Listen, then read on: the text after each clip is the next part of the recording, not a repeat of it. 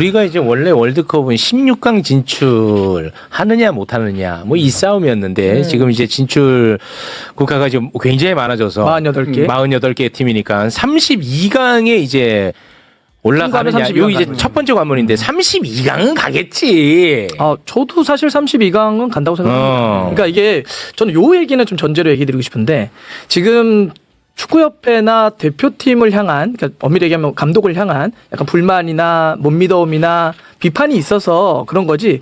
그래서 우리 대표팀의 실제 실력보다 우리가 좀 낮춰보는 게 있어요. 우리 대표팀 그렇게 축구 못하는 거 아닙니다. 우리 선수들 뛰어난 선수들 많아요. 뛰어나죠. 외부에서 이렇게 보더라도 기본적으로 우리가 조별리그를 통과를 못한다 이렇게 보는데 많지 않습니다. 네. 이번 월드컵은 기본적으로 조 3위까지도 해서 조별리그 통과 가능해요. 네. 우리의 지금 선수 구성을 놓고 보면 저는 32강은 충분히 조별리그 통과는 가고 그 다음부터는 단판이니까 16강을 할 수도 있고 네. 정말 더 잘하면 뭐 더 갈 수 있다 보는데 아쉬움은 이런 거죠. 왜 이런 좋은 선수들을 가지고 그렇지. 이런 경기 내용과 이런 흐름밖에 못 보여줘 이런 거잖아요. 그게 핵심이야. 저는 이제 그런 점에서 예를 들면 자료를 네. 8번 자료 한번 보여주시면 아까 4백과 3백에 대해서 얘기해 주셨는데 제가 3백에 제일 아쉬운 거는 바로 이 부분인데 사실 포메이션은 죄가 없습니다. 네. 뭐 3백은 나쁘고 4백은 좋고 이런 거 없습니다. 네. 3백은 항상 맞고 4백은 항상 틀리다 이런 것도 없습니다. 그렇습니다. 상황과 상대 따라 바꾸면 되는데 네.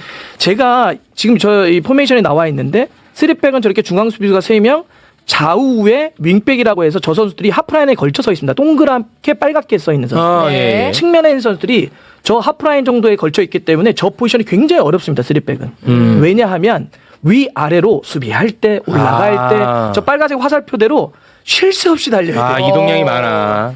체력도 좋아야 되고 전술 이해도 굉장히 좋아야 돼요. 그렇겠네요. 그래서 백스를 쓸 때는 가장 중요한 포지션이 어디? 그러면 윙백을 다 얘기합니다. 근데 제가 이렇게 한번 여쭤볼게요. 현재 우리나라 대표팀 구성 중에 포지션만 놓고 보면 제일 취약하다, 제일 고민이다라고 하는 포지션 어디일까요? 많은 그동안 팬들이 얘기했거나 전문가들이 얘기하는 바로 삼선 미들. 저 CM으로 돼 있죠.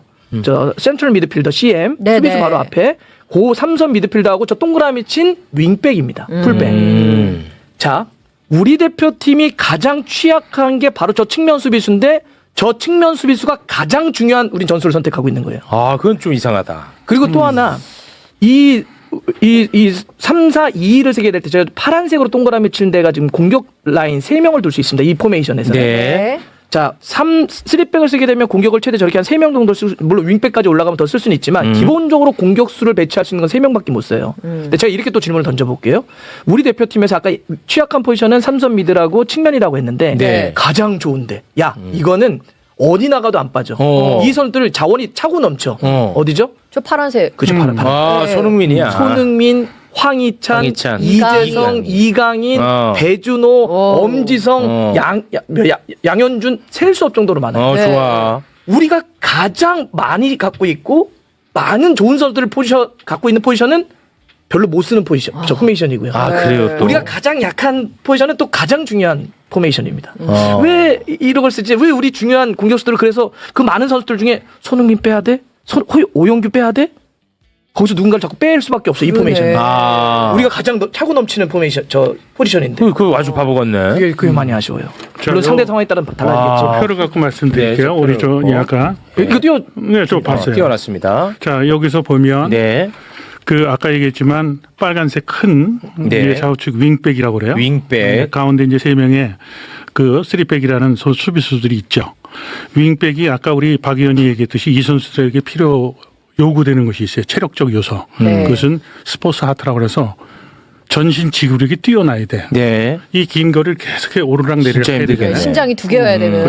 스포츠 하트라고 그래요. 네. 심장이 큰 그 역할이 돼야 되고 두 번째는 이제 심각한 문제가 뭐냐면 3백을 했는데 우리가 지난번에 코트디부아르랑 골을 먹을 때 4골을 먹었잖아요. 네. 4골을 먹었을 때 3백을 두고 이태석하고 서령우가 내려와서 5명 있었고 그다음에 센트럴 미드필더 2명까지 해서 7명이 있는데 4골을 먹었어요. 7명인데 4골 먹었어. 그러면 지금 전형이라고 그랬잖아요. 아까 포메이션은 숫자를 갖고 내려온다고 되는 게 아니에요. 숫자는 형태상으로는 이것을 구축은 하지만 가장 큰 문제는 이 선수들이 내려와서 자기 마크만에 대한 역할과 책임에 대한 것이 훈련이 돼 있어야 되는 거예요. 자, 그 축구의 전문적인 걸 말씀을 드릴게요. 마크의 3원칙이 있어요. 마크의 3원칙 저거. 자, 네. 첫째. 너도 언제 뛸지 몰라. 첫째. 볼과 나는 그 골문과 일직선이 돼야 돼요. 볼과 일직선. 일직선이 되게 서라. 볼라문 이렇게 볼라문을. 두 번째는 자기 마크맨을 마크할 때 볼과 내가 마크해야 될 선수를 한시야에 둬라. 한시야에 돌아. 한시야에 돌아. 그렇지. 그다음에 마크맨에 대해서 자신의 마크맨에 대해서 태클 거리에 둬라. 아, 떨구지 태클. 말아라. 떨어뜨리면 안 돼. 떨어뜨리지 말아라. 오케이. 근데 7명이 들어갔어요. 상대 공격수가 3명, 4명인데 우리가 골을 먹어. 근데 그것이 코트 디벨롭이 아니라 멕시코랑 할 때도 그랬고 지금 계속 진짜 그 평가전 하는데 골을 먹어요. 그렇다면 이것은 예를 들어서 축구를 한 학생들에게 제가 이론적인 공부를 시키고 경기를 하면서 연습해보면서 학습을 시키면 지금 이런 실점을 계속 되풀이하면 안 된다는 거예요. 안 되죠. 안 되죠. 예. 그렇다면 아까도 얘기했지만 공부 안 했다고 얘기하는 게 바로 그런 이유예요. 자, 마크의 사원칙에 충실하면 그리고 또 한 가지는 뭐냐면 지금 우리가 3백 시스템을 하면서 좌우측에 윙백을 지금 쓰잖아요. 네. 아까 빨간색 자, 큰 윙백. 위에 2명이 있는데 이 선수들이 전형적으로 풀백 역할을 하던 선수들이에요. 풀백은 뭐예요? 그러니까 수비적인 수비수인데 저 위치보다 좀 더 내려가 좀 내려가서. 오케이. 4백의 위치에서 쓰는 선수인데 형태상으로는 지금 3백을 놓고 좌우측에 윙백을 놨는데 이 선수는 현대 축구에서 최소한 6대 4로 수비는 6, 공격은 4. 어떤 팀은 5대 5로 하는 팀들도 있어요. 아, 5대 5. 근데 얘네들이 지금 수비 지향적인 선수들인데 공격에 나가서 안 돼. 그럼. 그러면서 이 포메이션을 잘못 작동을 하게 되면 선수들이 체력적인 소모가 급격히 떨어질 그렇겠네요. 수밖에 없고 네. 전체적인 폼이 지금 아까 박 의원이 좋은 얘기를 했는데 한국이 세계적인 공격수를 가지고 있어요. 네. 지금 손흥민도 있지, 그다음에 이태석이, 서령, 우리가 볼 때 이강인이도 있지, 이강인 잘해요. 이재성이도 있지, 이런 선수들이 있는데 왜 우리는 수비만 지금 얘기를 하느냐는 거예요. 아. 자, 우리가 32강에 가려면 골을 넣으려고 하는 것이 우선이야죠. 아. 현대 축구의 모든 지금 축구의 룰도 그렇고 전술적인 그 바뀜의 현상은 뭐냐? 공격적인 것에 지금 유리한 그 판정을 해주고 있어요. 그렇다면 지금 홍명보 감독이 갖고 있는 그 전술적인 어떤 철학 그리고 지금 훈련시키고 있는 결과물이 게임에 대한 결과인데 그런 부분에 대해서 이것이 대표팀에 대해서 후한 점수를 준 수 있느냐는 거예요. 그러면은 자 오랜 동안 축구를 사랑하고 축구 해설을 한 두 분은 도저히 이해할 수 없습니다. 지금 이 상황을 왜 그 바보가 아니면서 왜 이렇게 계속 실패하는 길을 간다고 보시는 거예요? 앞서도 얘기를 했지만 감독은 네. 우선 전략적 그 수립을 할 수 있어야 돼요. 아 능력. 그래서 능력이 프로팀의 부족하다. 감독이나 대표팀의 감독을 하려면 국제축구연맹에서 전 세계가 통일된 그 학습의 툴을 만들었어요. P급 라이센스라고 해서 한국에서 대표팀을 맡거나 프로팀을 맡으려면 우선 지금 얘기했던 경기 분석이나 시스템이나 이런 부분에서 학습을 시켜요. 심지어는 컴퓨터를 갖고 그 가상 게임도 할 수 있는 정도의 수준의 학습을 시키는데 그 부분에 학습 과정이 부실했다는 것이죠. 아 그럼 좀 특혜가 있었어요. 조금 특혜까지 단어 나옵니다. 이거는 아주 센 단어 나온 겁니다. 네. 우리 지도자가 예를 들어서 세다, 이 발언은. 2급이든 이런 과정을 가려면 일정 기간에 지도자로서 현장에 있어야 되는 기간이 있고 그다음에 그 코스속을 밟아서 그다음에 시험을 보고 그래서 그 과정들을 거쳐야 되는데 홍명보 감독은 대표팀 은퇴하자마자 바로 국가대표팀에 가담을 했고 뭐 그러면서 공부할 수 있는 시간적인 여유가 없었던 거죠. 그럼 제가 거칠게 이제 좀 질문하겠습니다. 홍명보 감독이 국가대표 감독으로서 실력을 갖추고 있지 않음에도 불구하고 네. 이번에 2번이나 기회를 받은 것은 왜 그렇다고 보십니까? 축구협회의 행정에 사실은 무능이죠. 정몽규 무능하다 나갑니다. 네, 세게 나갑니다 오늘. 정몽규 네. 무능하다. 자, 만약에 와. 일본 축구협회의 회장은 월드컵에 출전했던 축구선수 출신이에요. J리그의 그 CEO도 일본의 J리그에서 200경기 이상 출전한 축구선수 출신이에요. 일본 협회 일본. 회장은 그 네. 축구선수 출신이에요? 축구선수 출신도 오. 있어요. 그렇다면 축구 감독을 선택할 때 가장 중요한 것은 그 감독의 능력에 대한 것을 검증을 할 수 있는 안목이 있어. 그렇죠, 안목이 있죠. 근데 지금 한국의 축구에는 카르텔이 엄연히 존재하고 있는 거 다 아시잖아요. 카르텔 나왔다. 야, 이러면 다시는 복귀 못 하신다. 카르텔 나왔다. 카르텔이 특혜 나오고 무능 나오고 카르텔 나오면 다시는 복귀 못 해. 자, 전 여기서 약간 거리를 두고 싶네요.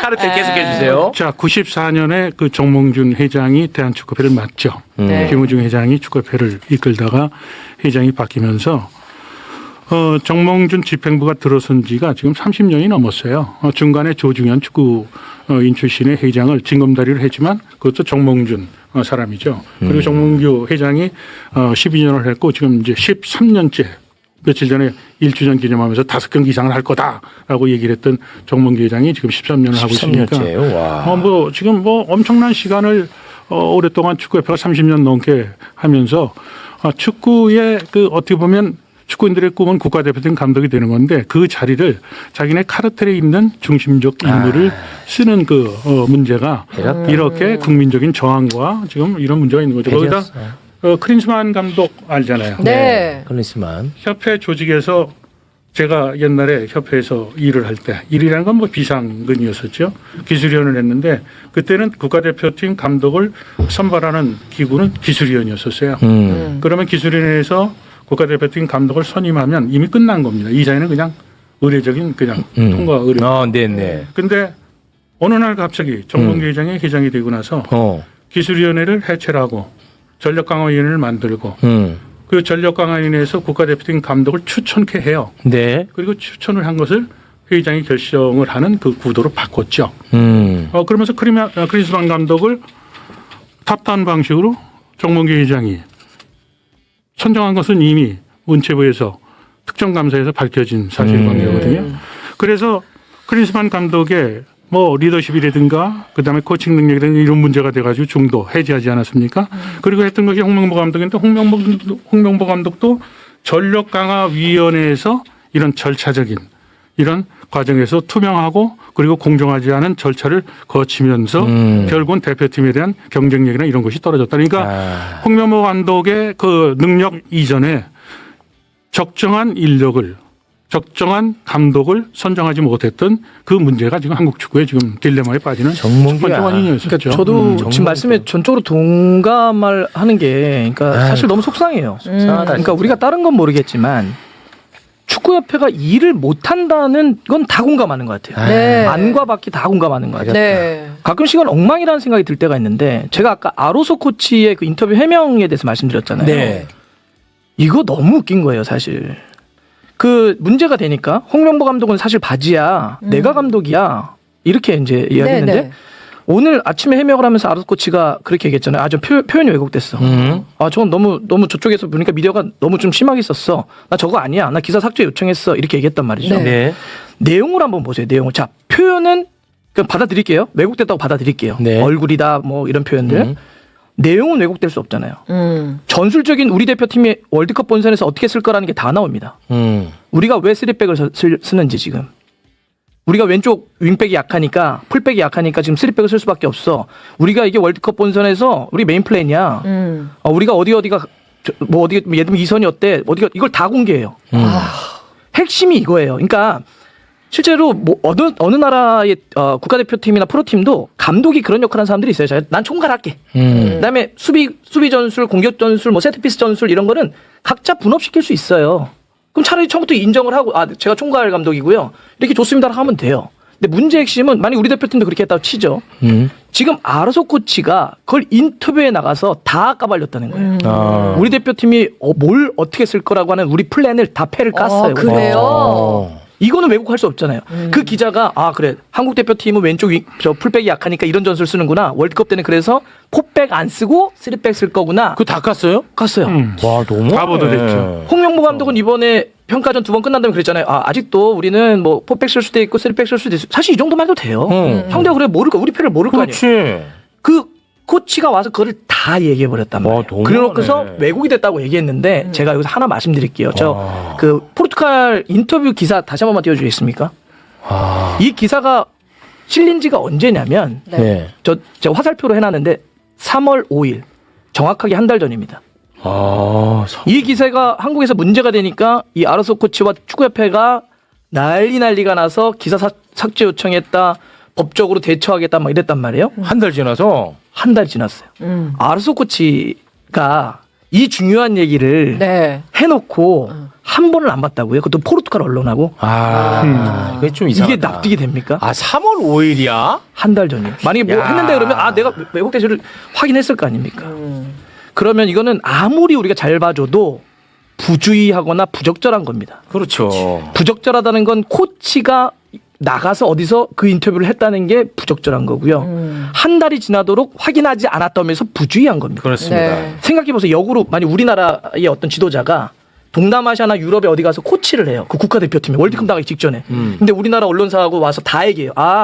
그 나라 대표팀이요. 이번에 월드컵 가서 이 전술 쓸 거예요. 와. 내가 이렇게 제안했어요. 그거 안 써요. 이번에 보면 왼쪽 윙을 많이 쓸 겁니다. 이걸 우리나라에서 다 얘기합니까? 얘기에 따르면 난리가 나요. 난리가 날 것 나죠. 같은데. 지금 이 이게 대목에서 저는 어떻게 이렇게 일을 합니까? 그 정몽규 회장의 무능에 대해서 제가 얘기를 할게요. 와, 오늘 아주 날 잡으셨네. 저 같으면 정몽규 회장의 그 위치에 있다 그러면 아니 퍼거슨이 매니저잖아요. 감독 헤드 코치 아닙니까? 홍명보 감독은 매니저예요. 알아서 매니저니까 그 밑에 전술에 대한 코치를 쓰고 있는데 뭐가 문제입니까? 라고 저는 정면 돌파하겠죠. 그러니까 이제 홍명 감독이 매니저라는 건 총괄 감독하고 총괄 감독이죠. 이렇게 했다. 지금 이렇게 얼굴 마담이라고 그러고 바지 사장이라고 얘기해도 정면 돌파할 수 있는데 그것을 숨기고 한 달 전에 얘기한 것을 지금 갖다 뒤집고 그것을 또 법적으로 이제 책임을 묻겠다고 그래요. 국내 축구 팬들이 얼마나 화가 나 있습니까? 그리고 우리 박문성 해설위원은 축구 기자로서 한 획을 그은 기자 아닙니까? 그러니까 이런 문제에 대해서 제가 어제 저녁에 새벽에 이렇게 검색하다 보니까 이 문제가 터지길래 들어봤더니 이게 심각한 문제예요. 그래서 지금 어떻게 보면 감독의 역할에 대해서 저는 뭐 구단의 사장도 했고 또 옆에 행정을 했던 사람이니까 또 이제 거기서 번뜩 드는 생각이 든 거예요.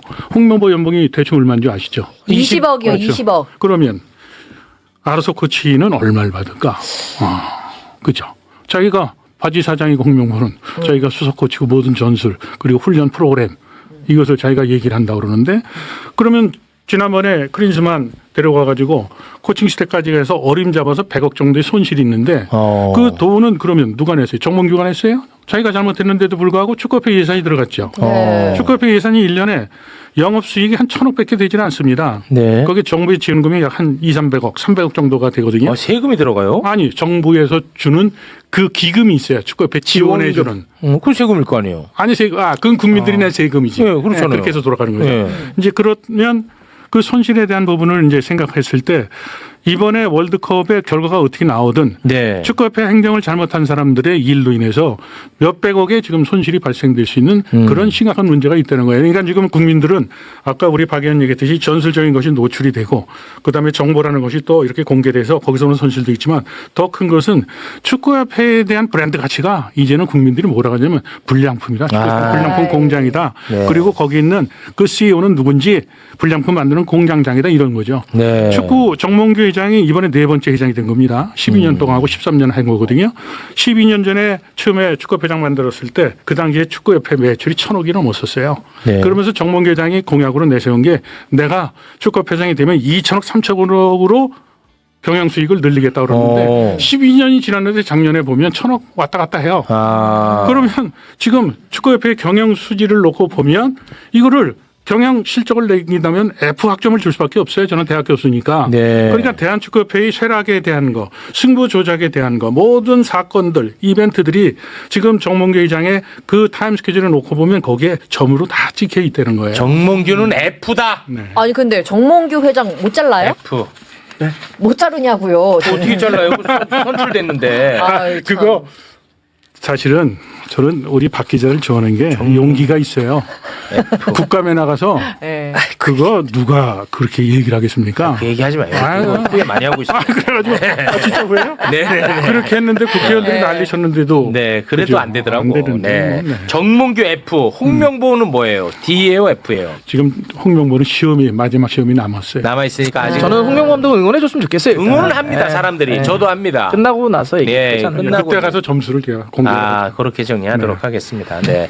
이번에 뭐 항상 우리 박문성 해설위원이 얘기를 한 게 있어요. 네. 이번에 우리 월드컵 대표팀이 우승을 하더라도 잘못된 건 잘못된 걸로 그대로 남는 것이다라는 이야기를 수없이 했습니다. 네. 일단은 뭐 본선을 앞두고 있으니까 저희가 최선을 다해서 응원하고 싶습니다만 응원하고 싶은 마음까지도 자꾸 그러게. 앗아가는 느낌이 들어가지고 거기에 대한 맞아요. 지표가 정확히 나왔잖아요.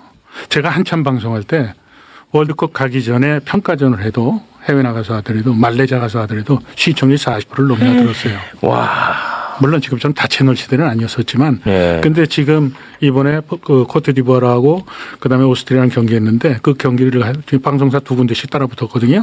근데 5% 왔다 갔다 그 밑으로 떨어지는 거예요. 아, 그래요? 그냥 방송 정확하게 4.7, 두 번째는 1% 나왔습니다. 아유. 새벽 3시에 한 거. 아유. 그러니까 얘기하는 사람도 없어. 맞아 몰라요. 광고주들은